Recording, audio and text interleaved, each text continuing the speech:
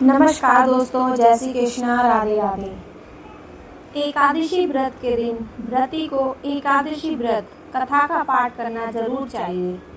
ऐसा माना जाता है कि व्रत कथा का पाठ करने से भगवान विष्णु की कृपा से सभी मनोकामनाएं पूरी हो जाती हैं। तो दोस्तों, आज हम आपको देवशयनी एकादशी व्रत कथा की विधि, कथा का महत्व तथा कथा का फल सुनाने जा रहे हैं। मृत्यु के पश्चात मोक्ष की प्राप्ति होती है और समस्त पापों से मुक्ति मिलती है।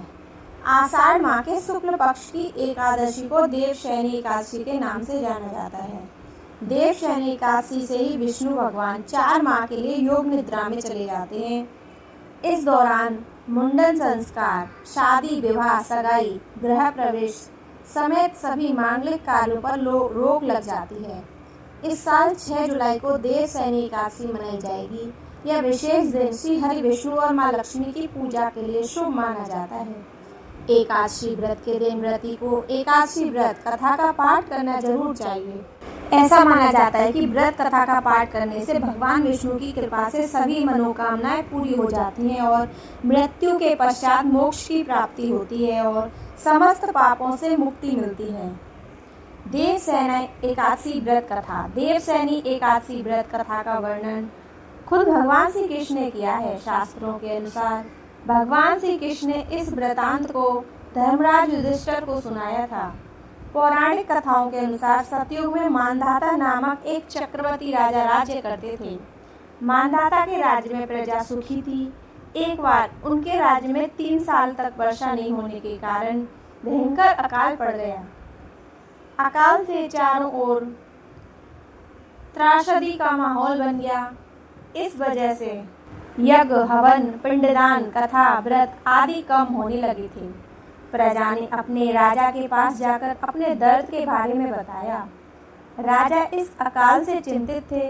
उन्हें लगता था कि उनसे आखिर ऐसा कौन सा पाप हो गया जिसकी सजा इतने कठोर रूप में मिल रही है। इस संकट से मुक्ति पाने के उद्देश्य से राजा सेना को लेकर जंगल की ओर चल दिए। जंगल में विचरण करते हुए एक दिन वे ब्रह्मा जी के पुत्र अंगिरा ऋषि के आश्रम में गए।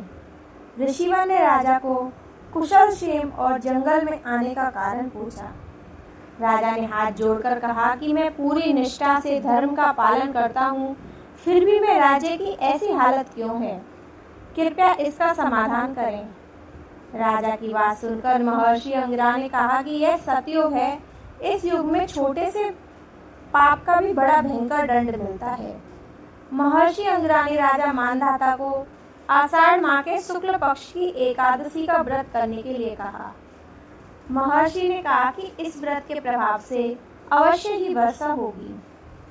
महर्षि अंगिरा के निर्देश के अनुसार राजा अपने राज्य की राजधानी लौट आए। उन्होंने चारों वर्णों सहित एकादशी का विधि पूर्वक व्रत किया, जिसके बाद राज्य में मूसलाधार वर्षा हुई। ब्रह्मवैवर्त पुराण में देवशयनी एकादशी के विशेष महत्व का वर्णन किया गया है। मांधाता ऋषि ने यह व्रत किया था। मान्यता है कि देवशयनी एकादशी के व्रत से भक्त की समस्त मनोकामनाएं पूरी हो जाती हैं। देवशयनी एकादशी आषाढ़ शुक्ल पक्ष की एकादशी को आती है। इस दिन भगवान विष्णु क्षीर सागर में योग निद्रा में चले जाते हैं और 4 महीनों के लिए शयन करते हैं, जिसे चतुर्मास भी कहते हैं। इस दिन व्रत, उपवास और कथा श्रवण का विशेष पुण्य माना जाता है। व्रत की विधि: एक दिन पहले सात्विक आहार लें। एकादशी को सुबह स्नान कर व्रत का संकल्प लें। भगवान विष्णु की पूजा करें। तुलसी, पंचामृत, धूप, दीप, फल आदि अर्पित करें। दिन भर उपवास रखें। रात्रि के जागरण करें और हरि नाम कीर्तन करें। अगले दिन द्वादशी को ब्राह्मण भोजन कराकर स्वयं भोजन करें। इस दिन चतुर्मास की शुरुआत होती है। भगवान विष्णु योग निद्रा में जाते हैं और फिर त्रयोदशी एकादशी को जागते हैं।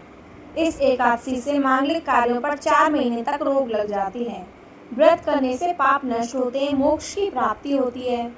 एकादशी के दिन अन्न का सेवन वर्जित होता है। केवल फलाहार, दूध या निर्जल व्रत किया जाता है। ब्रह्मचर्य का पालन करें। झूठ, क्रोध, कटु भाषण से बचें। भगवान विष्णु की भक्ति में लीन रहें। जय श्री कृष्णा, राधे राधे।